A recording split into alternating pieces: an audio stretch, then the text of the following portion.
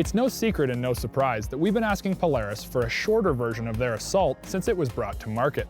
And in 2011, we're gonna get our answer.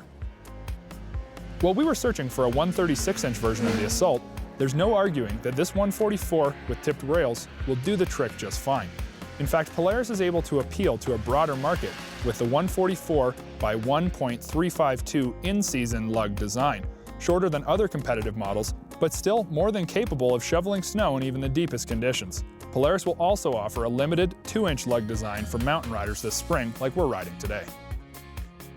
First off, let's cut to the chase and clear the slate of any of the 144-inch myths, because I know there's going to be a lot of you asking why this sled isn't a 136, especially with the Switchback name.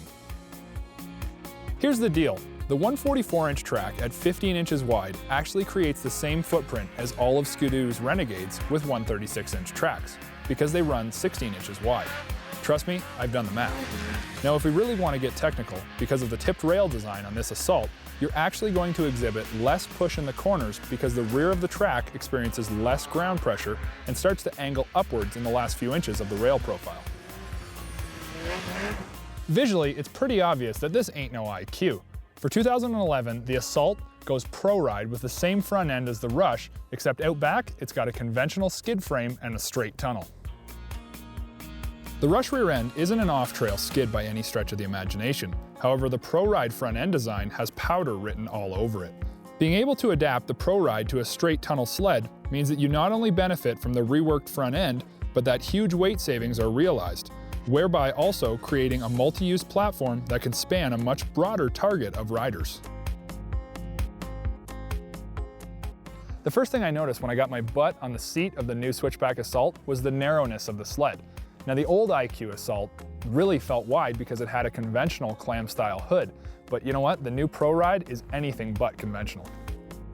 The sleek body panels and tight design gives you a heads-up view of the front suspension and skis, which when taken off trail, hugely increases your ability to hook harder powder turns and get the Assault on its side.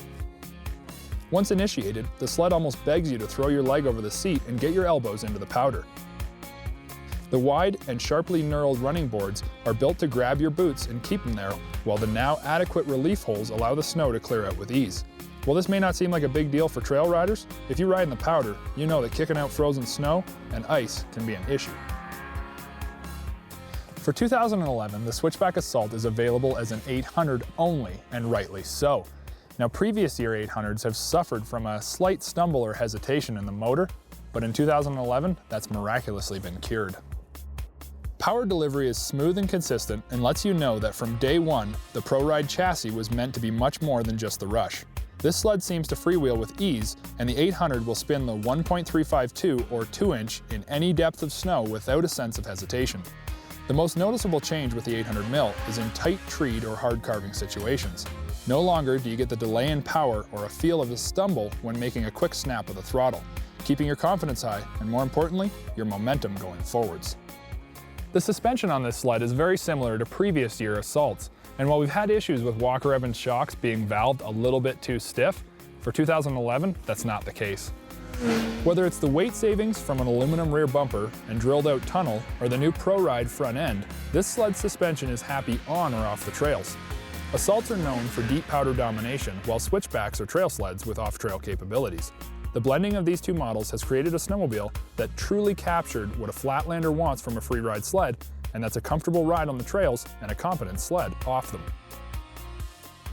While I didn't expect to see a 144-inch version of the Switchback, I've realized that I need to focus less on the numbers and more on the ride, because this is one sled that blew my preconceived notions right off the snow.